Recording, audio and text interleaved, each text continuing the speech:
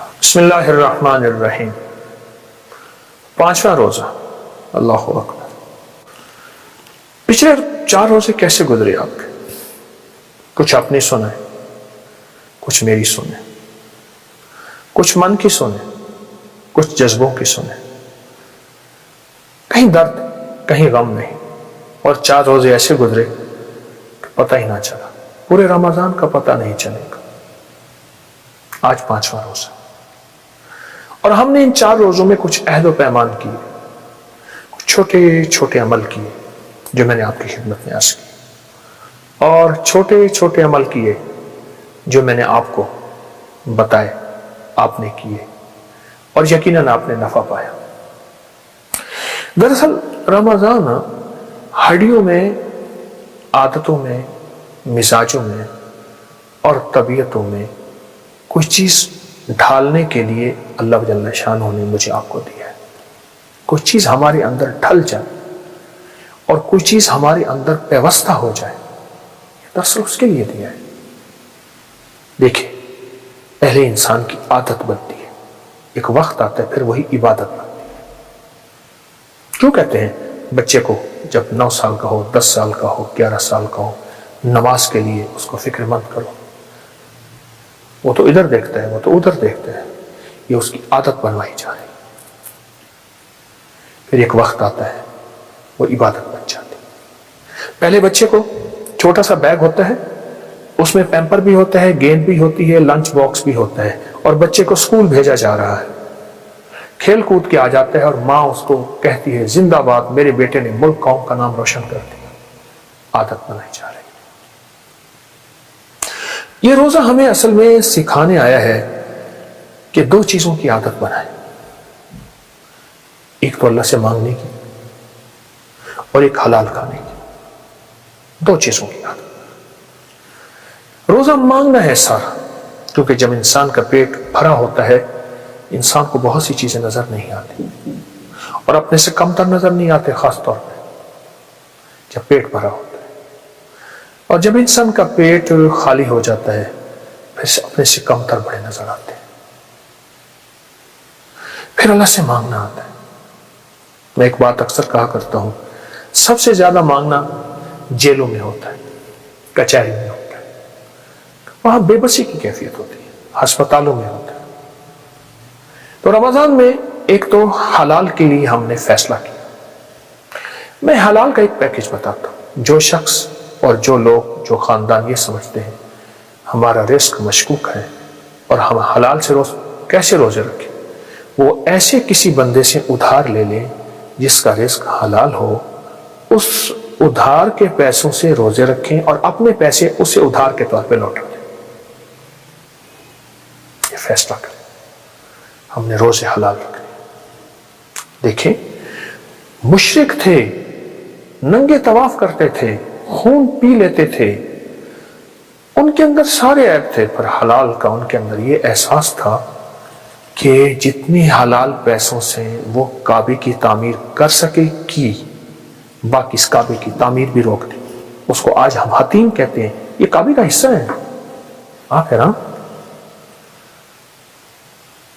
آپ حیران۔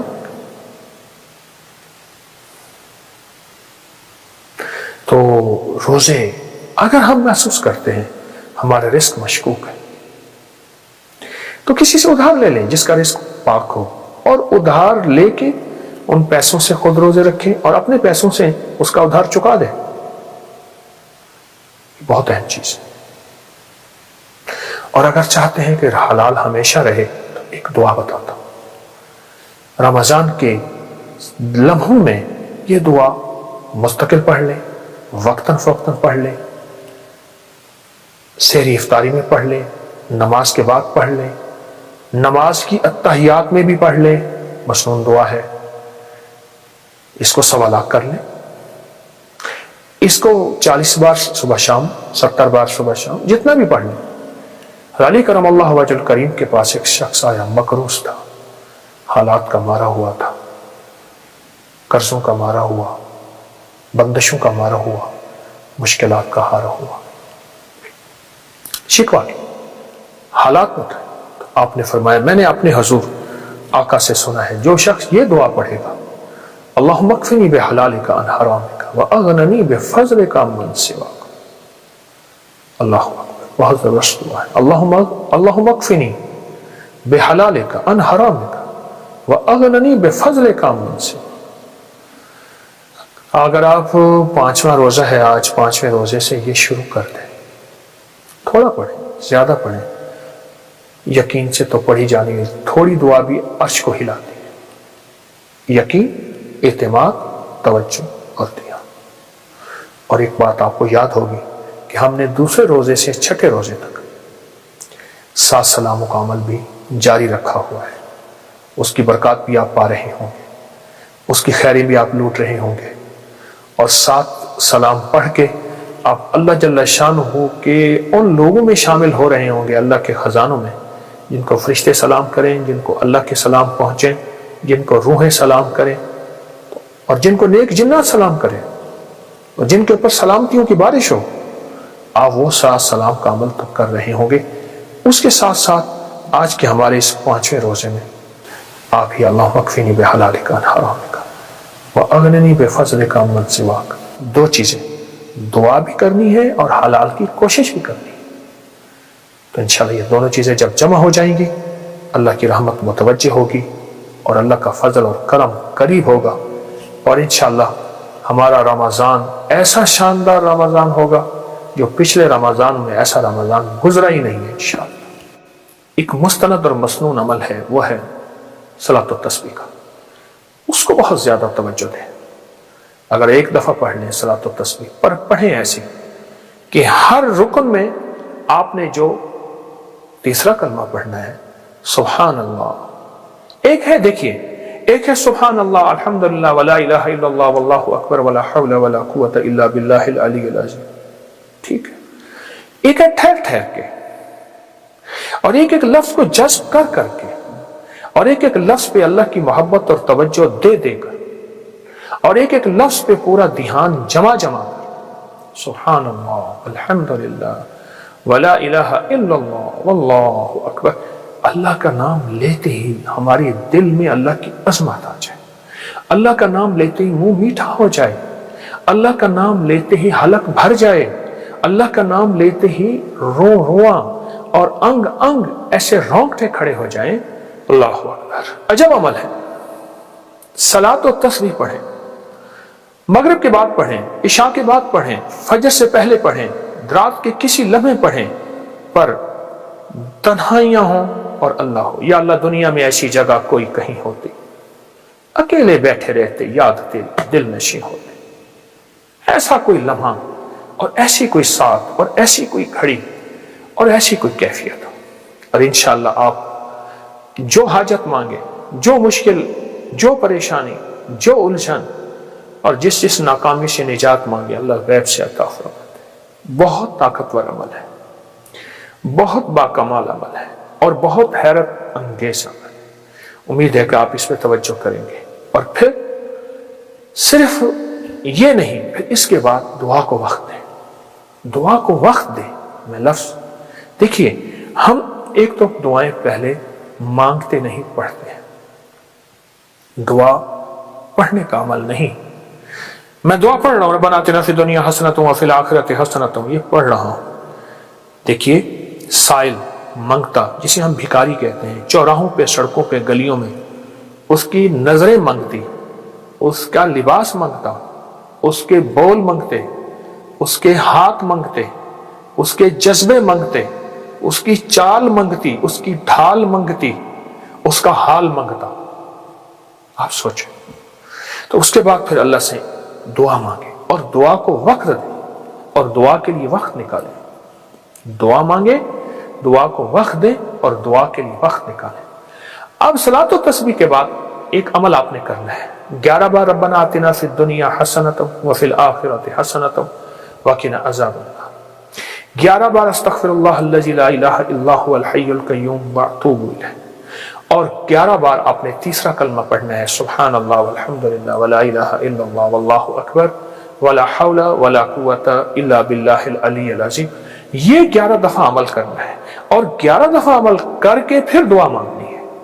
اور دعا کے بعد پھر 11 دفعہ پڑھنا ہے. پھر اس کی قبولیت دیکھیں، مسائل کا حل، مشکلات کا حل. جو من میں مراد رکھیں گے، جو من میں مراد رکھیں گے، جو من میں مراد رکھیں گے، انشاءاللہ پوری ہوگی. یہ بہت طاقتور عمل میں آپ کو شعبان کے مہینے کی عظمت اور برکتوں کے ساتھ دے رہا ہوں. ضرور کیجئے.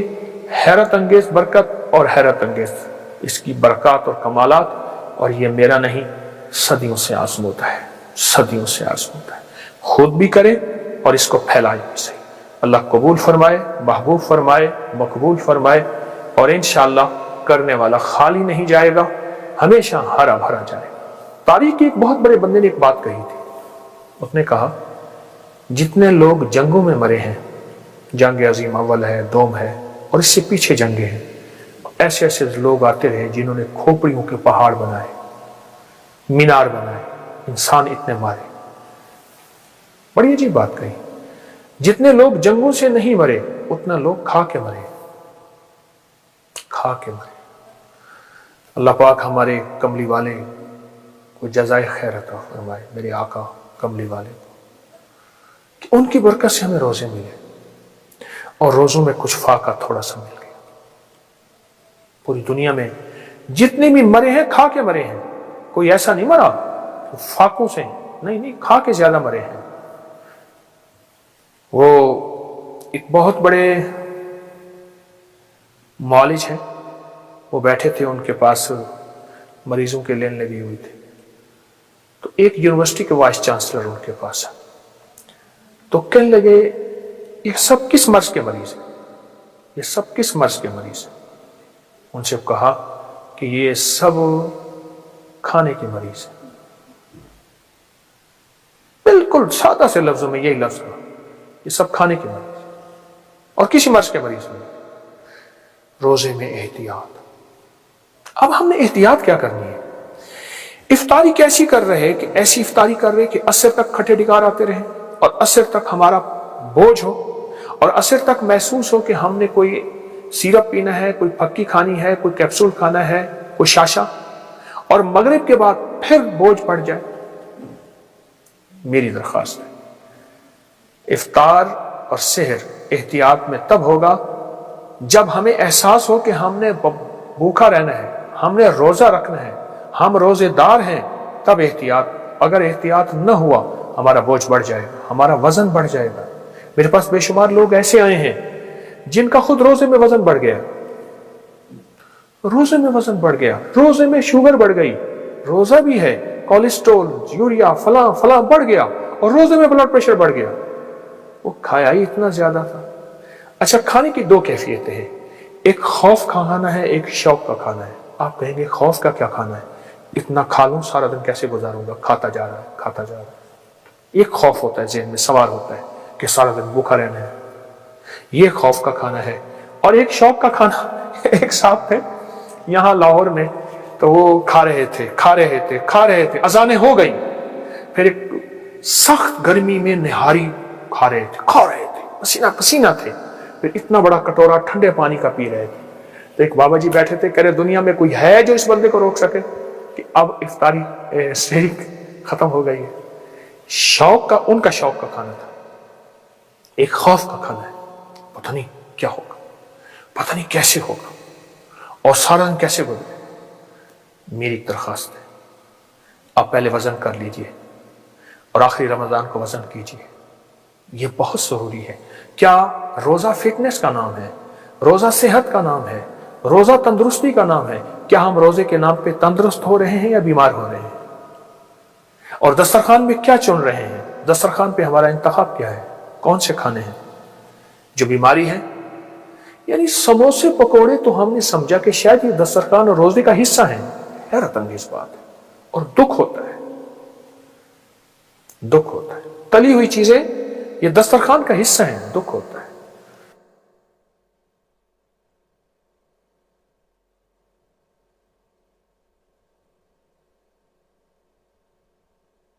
پانچواں روزہ. اللہ اکبر. پچھلے 4 روزے کیسے گزرے آپ کے کہ 2 چیزوں کی عادت بنائیں. ایک تو اللہ سے مانگنے کی اور ایک حلال کھانے کی. دو چیزوں کی عادت. میں ایک بات اکثر کہا کرتا ہوں، سب سے زیادہ مانگنا جیلوں میں ہوتا ہے، کچہری میں ہوتا ہے، وہاں بے بسی کی کیفیت ہوتی ہے، ہسپتالوں میں ہوتا ہے. مشرک تھے، ننگے طواف کرتے تھے، خون پی لیتے تھے، ان کے اندر سارے عیب تھے، پر حلال کا ان کے اندر یہ احساس تھا کہ جتنی حلال پیسوں سے وہ کعبے کی تعمیر کر سکے کی، باقی اس کعبے